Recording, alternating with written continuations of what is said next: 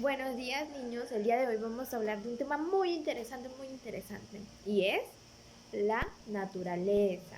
Bien, la naturaleza está llena de cosas maravillosas y por eso debemos cuidarla.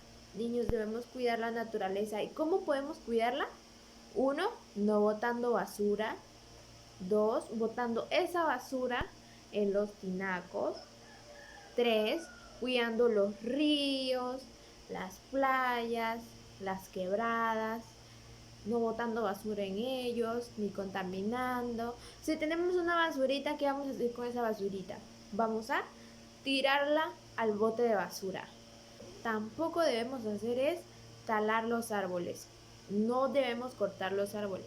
Y si se va a hacer por una u otra razón, vamos a plantar dos más, porque en esos árboles o en esos bosques viven los animalitos.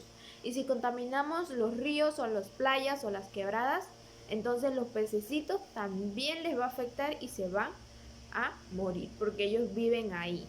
Así que debemos cuidarla, porque de los bosques, de los mares, proviene nuestro alimento también. Por eso debemos cuidarlo mucho. Muy bien, ahora como para culminación les voy a dejar con un amigo que les va a recitar un poema sobre la naturaleza.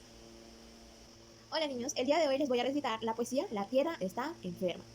El sol y la luna hablan de la Tierra, la ven muy cansada y parece enferma. Su cielo está gris, no es azul ni claro, su mar está sucio y los peces pálidos, los ríos sin agua, los campos muy secos y se talan árboles en pos del progreso. Los osos no invernan, las aves no emigran, bla bla bla bla bla bla, siguen mientras miran.